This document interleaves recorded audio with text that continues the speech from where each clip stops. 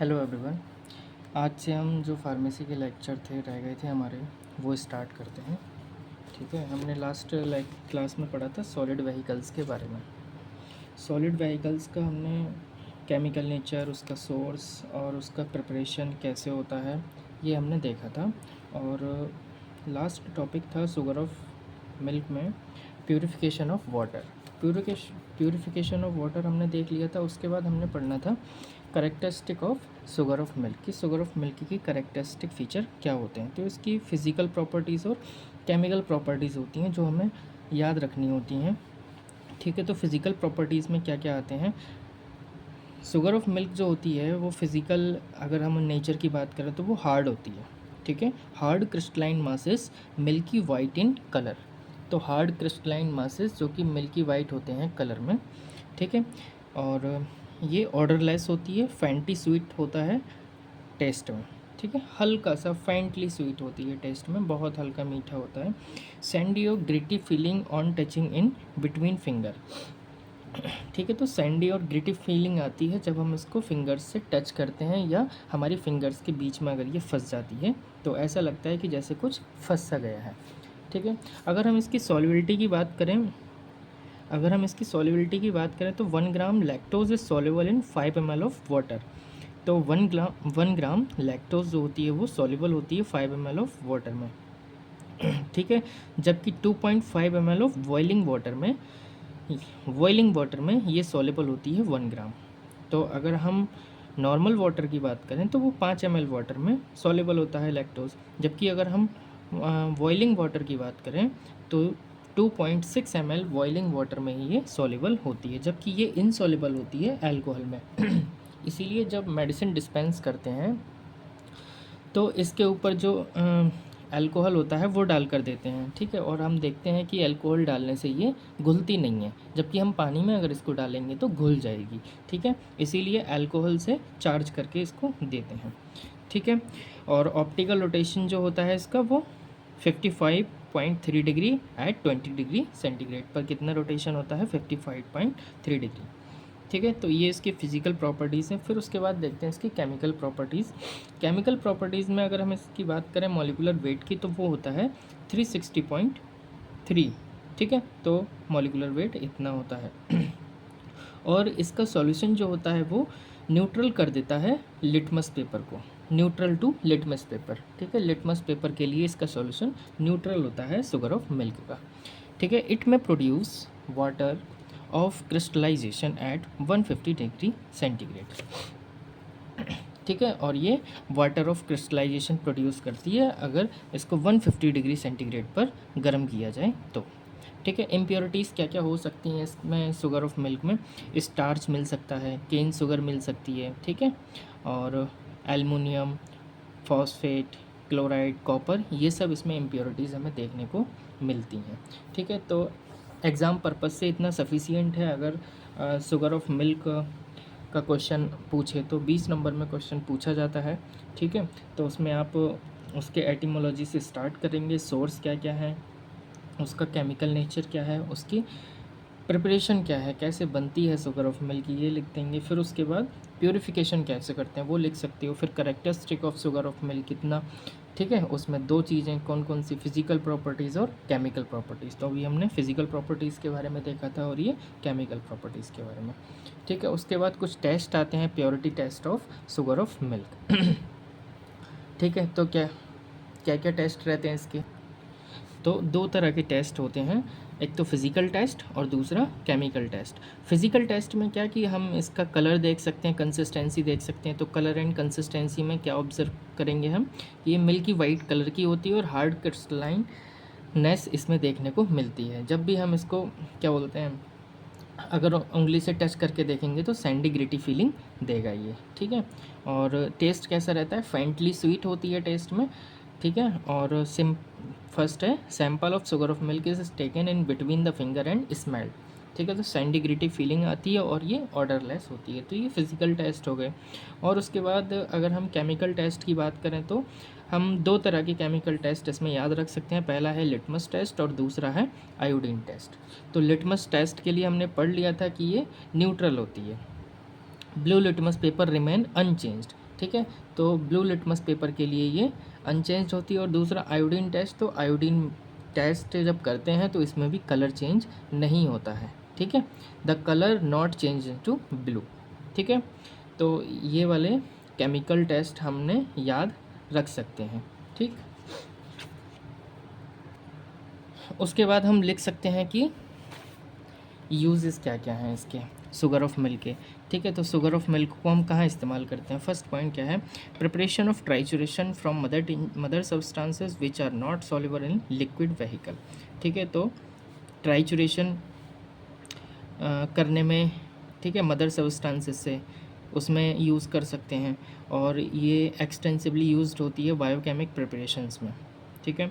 और पोटेंटाइज्ड मेडिसिन के प्रिपरेशन के लिए हम इसका इस्तेमाल कर सकते हैं, लेकिन डेसिमल पोटेंसी वाली, ठीक है। और इसका इस्तेमाल आप एज ए प्लेसिबो कर सकते हो। और प्लेसिबो को डॉक्टर स्टुअर्ट क्लोज ने क्या कहा है? SBR, और SBR की फुल फॉर्म क्या है? सेकंड बेस्ट रेमेडी, ठीक है। आप इसका इस्तेमाल मेडिसिन डिस्पेंसिंग में भी कर सकते हैं, और इसका इस्तेमाल मदर पाउडर बनाने में कर सकते हैं, ठीक है। It is devoid of fat and as such may be used as a temporary diet to the babies who cannot tolerate milk, ठीक है। जिनको माल एब्सॉर्प्शन सिंड्रोम या लैक्टोज इंटॉलरेंस होती है, ठीक है, या फिर नहीं, लैक्टोज इंटॉलरेंस वाला नहीं, यहाँ पर मतलब जो बच्चे टॉलरेट नहीं कर पाते मिल्क को या फैटी कंटेंट को डाइजेस्ट नहीं कर पाते, उसके लिए हम इसका इस्तेमाल कर सकते हैं, ठीक है। किसका? शुगर ऑफ मिल्क का, ठीक है। तो ये हुआ हमारा शुगर ऑफ मिल्क के ऊपर पूरा कंप्लीट, ठीक है। उसके बाद हम बात करेंगे कैन शुगर की। तो अगर हम बात करें दूसरा जो हमारा सॉलिड व्हीकल का एग्जांपल है वो क्या है? Cane sugar. कैन शुगर को हम और किस किस नाम से जानते हैं? एक तो रिफाइंड शुगर, ठीक है, मिश्री, चीनी या सैक्रम प्यूरिफिकेटम, ठीक है, सुक्रोज, इन सब के नाम से हम इसे जानते हैं। इसका केमिकल फार्मूला क्या होता है? C12H22O11, ठीक है, सब पढ़ कर आते हैं।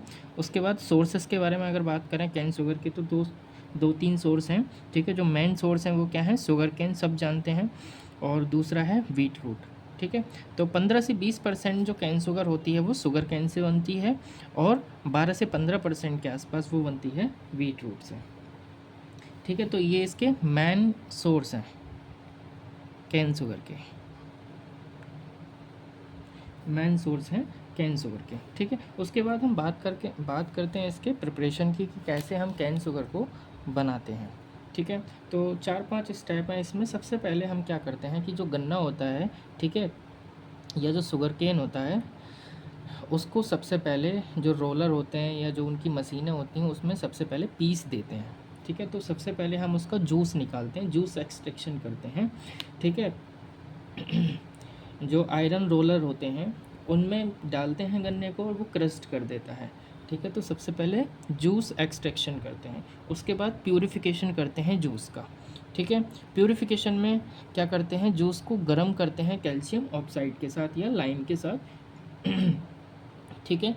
जब कैल्शियम ऑक्साइड के साथ जूस को गर्म करेंगे तो ऊपर बहुत सारे झाग या फिर जो भी इम्प्योरिटीज़ होती हैं वो ऊपर आ जाती हैं, उसको हम पास कराते हैं CO2 और सल्फ़र डाइऑक्साइड से, ठीक है।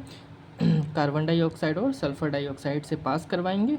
तो जब पास करवाते हैं तो जो कैल्शियम ऑक्साइड जो उसके साथ हम गर्म कर रहे थे वो इनके साथ रिएक्शन करके कैल्शियम कार्बोनेट और कैल्शियम सल्फेट में तब्दील हो जाता है, ठीक है। तो कैल्शियम ऑक्साइड के साथ हम गर्म करते हैं जूस को, और जो रिएक्शन होती है को पास करवाते हैं CO2 और SO2 से, ठीक है, में बनता है कैल्शियम कार्बोनेट और कैल्शियम सल्फेट जो प्रेसिपिटेट हो जाता है, ठीक है, और उसको हम फिल्टर कर लेते हैं, ठीक है। तो सेकंड स्टेप हमारा क्या है?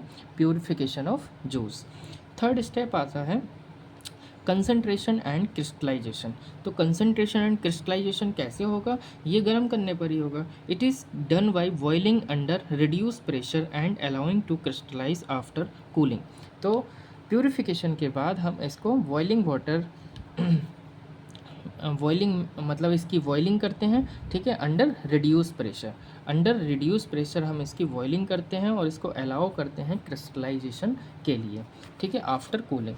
ठीक है, पहले तो इसको गर्म करेंगे, गर्म करने के बाद इसको ठंडा करेंगे ताकि ये क्रिस्टल फॉर्म में कन्वर्ट हो जाए। फिर उसके बाद जब ये क्रिस्टल फॉर्म में कन्वर्ट हो जाएगा तब इसका हम करेंगे सेपरेशन। तो अगला स्टेप क्या है, separation of crystal. Liquid is now will in A centrifuge machine when the crystal will be separated from mother liquid. ठीक है, और इसको एक सेंट्रीफ्यूज मशीन में डालते हैं ताकि ये क्रिस्टल सेपरेट हो जाए। उसके बाद जब क्रिस्टल सेपरेट हो जाते हैं तब हम उसको सुखाते हैं। तो अगला स्टेप क्या है, drying of crystal. It is done by dropping through a chamber containing hot iron. ठीक है, तो एक ऐसे चैम्बर में डालते हैं जिसमें आयरन नहीं, ईयर। इसको एक ऐसे चैम्बर में डालते हैं जिसमें हॉट एयर होती है। हॉट एयर जब होगी तो सारा वाटर वो सोख लेगी, वो वाटर सोख लेगी तो क्रिस्टल ड्राई हो जाएंगे। ठीक है, तो ये 5 स्टेप हैं प्रिपरेशन के कैन शुगर की। ठीक है, क्या क्या, सबसे पहले हम जूस निकालेंगे। जूस निकालने के बाद उसको प्यूरिफाई करेंगे, किससे, गर्म करने के साथ कैल्शियम ऑक्साइड से। ठीक है, और स्कम जो बनेगा उसको हम रिमूव कर देंगे। उसको पास करवाएंगे किसके थ्रू, CO2 और SO2 के थ्रू, जिसके द्वारा क्या बनेगा, calcium carbonate and calcium sulphate जो प्रेसिपिटेट हो जाएगा। फिर हम इस जूस को फ़िल्टर कर लेंगे। फ़िल्टर करने के बाद हम इसको कंसनट्रेट करेंगे और क्रिस्टलाइजेशन करेंगे इसका। ठीक है, अंडर रिड्यूस प्रेशर, और उसको बॉइलिंग करेंगे और छोड़ देंगे क्रिस्टलाइजेशन के लिए। ठीक है, फिर उसके बाद हम सेपरेशन करेंगे क्रिस्टल्स का, किस में डालकर, सेंट्रीफ्यूज मशीन में डालकर, और उसके बाद हम हॉट एयर चैम्बर में डालकर इसको क्रिस्टल्स को ड्राई करेंगे। ठीक है, तो ये है प्रिपरेशन कैन शुगर का। उसके बाद हम पढ़ते हैं प्रॉपर्टीज़ ऑफ कैन शुगर के बारे में कि इसकी क्या क्या प्रॉपर्टीज़ होती हैं। तो properties of cane sugar, colourless होता है, ठीक है, और स्लाइटली वाइट क्रिस्टल, जो हमने देखे हैं कि हल्के से सफ़ेद कलर के क्रिस्टल होते हैं। ऑर्डरलेस होता है, कोई ऑर्डर नहीं होती, and sweet to taste than other sugar. ठीक है, काफ़ी मीठा होता है टेस्ट करने में। ईजिली सॉल्युबल होता है वाटर में, but Sprüngli soluble in alcohol. ये भी जो दूसरा हम सॉलिड व्हीकल पढ़ रहे हैं जिसका नाम कैन शुगर है, ठीक है, ये वाटर में तो सॉल्युबल होता है। देखते हैं कि चीनी मिल जाती है, ठीक है, पानी में, गर्मियों में बहुत सारा शरबत बना के पी जाते हैं, लेकिन अल्कोहल में ये सॉल्युबल नहीं होता है। ठीक है, यूजेस क्या क्या हैं, for preparation of globules, pellets and tablets इससे बनती हैं। ठीक है, तो कैन शुगर से बनता क्या है, ग्लोब्यूल्स, पैलेट एंड टैबलेट, और हम सिंपल सिरप का प्रिपरेशन भी तैयार कर सकते हैं। ठीक है, और इसको हम एज ए व्हीकल की तरह इस्तेमाल कर सकते हैं ट्राइचुरेशन प्रोसेस में। ठीक है, तो ये है कैन शुगर। थर्ड बात करते हैं ग्लोब्यूल्स के बारे में। ठीक है, सॉलिड व्हीकल में जो तीसरा नंबर आता है वो है ग्लोब्यूल्स की। ग्लोब्यूल्स कैसे बनती हैं, इसके प्रिपरेशन, कैरेक्टरिस्टिक और टेस्टिंग क्या क्या है। ठीक है,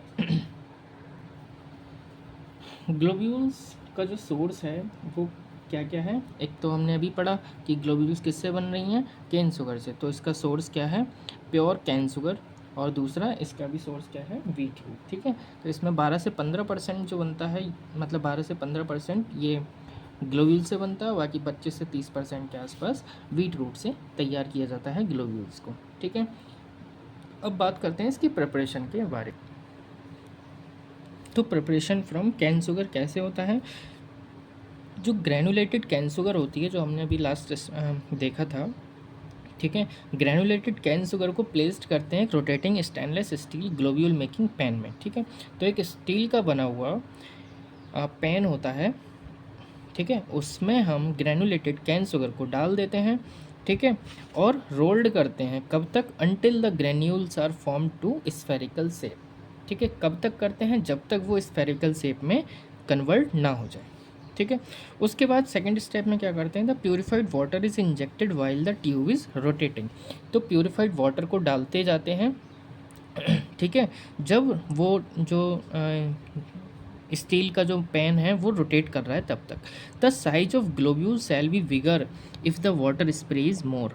ठीक है, तो जो ग्लोब्यूल्स का साइज है वो वाटर पर डिपेंड करेगा। अगर ज़्यादा हम पानी डालेंगे तो उसका साइज ज़्यादा होगा। ठीक है, that is water spray is directly proportional to the size of globules. ठीक है, उसके बाद देखते हैं when the required size globule are formed they will be removed to a hot chamber when they where they become dry. और जब हमें जितने साइज़ का नंबर का ग्लोब्यूल्स हमें चाहिए, अगर वो बन जाता है तो उसके बाद हम उसे हॉट चैम्बर में ट्रांसफ़र करते हैं ताकि वो जो ग्लोब्यूल्स बना है वो ड्राई हो जाए। When the drying is complete, the globules are made to pass through sieve screen which has various size masses।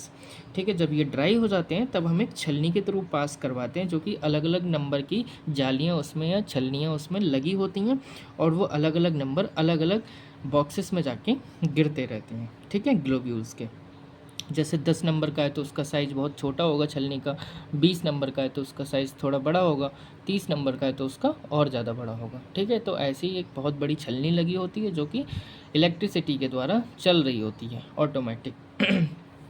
ठीक है, तो उसमें सारी जो ड्राइड ग्लोब्यूल्स होती हैं उसको डाल दी जाती हैं, और जो ग्लोब्यूल्स जिस छलनी के नंबर से मैच कर रही होगी वो वहाँ जाके गिर जाएंगी उसके बॉक्स में। ठीक है, फिर उसके बाद हम बात करेक्टरिस्टिक पॉइंट की क्या क्या हैं ग्लोब्यूल्स के, तो ये भी राउंड शेप में होती है। ठीक है, साइज इसका क्या 8 से 80 नंबर तक वेरी करता है। ठीक है, लेकिन जो सबसे ज़्यादा यूज़ होने वाली हैं वो 10, 15, 20, 25, 30, 40 जो हम जनरली यूज़ करते हैं। ठीक है, वाइट कलर की होती हैं और ये ऑर्डरलेस होता है, जबकि cane sugar slightly white crystal है या कलरलेस है। ठीक है, वो स्वीट होता है टेस्ट में। ठीक है, और वो भी ऑर्डरलेस होता है, ये भी ऑर्डरलेस है, वाइट कलर है। ठीक है, ये स्वीटर होती हैं टेस्ट में, मतलब इन कंपैरिजन टू अगर हम देखें कैन शुगर के तो ये कम मीठी होती हैं। Soluble in water but insoluble in alcohol. तो अभी तक हमने जितने भी व्हीकल को देखा है वो सब वाटर में सॉल्युबल हैं, जबकि वो सारे इनसॉल्युबल हैं किसमें, अल्कोहल में। ठीक है, केन शुगर थोड़ा टाइम लेती है घुलने में। ठीक है, उसके बाद अगर हम टेस्टिंग की बात करें ग्लोब्यूल्स के, तो कंसनट्रेटेड H2SO4 जो होता है वो डिकम्पोज कर देता है इसको ग्रेजुअली। ठीक है, और कंसनट्रेटेड HNO3 या नाइट्रिक एसिड जिसकी हम बात कर रहे हैं वो कन्वर्ट कर देता है इसको ऑक्जेलिक एसिड में। और थर्ड पॉइंट क्या है टेस्टिंग का, they do not react with aldehyde and ketone. ये इंपॉर्टेंट पॉइंट है, पूछे जाते हैं। ठीक है, वाइवा वगैरह में पूछ लेंगे अगर आपका टॉपिक व्हीकल्स वगैरह के ऊपर रहता है, या फिर आपके ऑब्जेक्टिव एग्ज़ाम में भी पूछा जा सकता है कि ऐसा कौन सा व्हीकल है जो एल्डिहाइड और कीटोन के साथ रिएक्शन नहीं करता है, तो वो कौन सा है, ग्लोब्यूल्स। ठीक है, तो ये हुआ सॉलिड व्हीकल्स के ऊपर लेक्चर। ठीक है, कंप्लीट।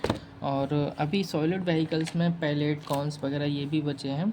ठीक है, तो वो आप एक बार अपनी बुक्स वगैरह से देख सकते हैं। ठीक है, ज़्यादा वो कठिन नहीं है, समझ सकते हैं आराम से। और बाकी नेक्स्ट देखते हैं, बाकी पढ़ाई करते रहें आराम से। ठीक है, बुक पढ़ते रहें, बुक रीडिंग बहुत ज़्यादा ज़रूरी है। अगर आप केवल लेक्चर से पढ़ रहे हैं तो आप ज़्यादा ज्ञान हासिल नहीं कर सकते अगर आप बुक से नहीं पढ़ेंगे तो। ठीक है, तो कोई भी कहीं से भी लेक्चर पढ़ें उसके बाद बुक ज़रूर पढ़ें। ठीक है, थैंक यू।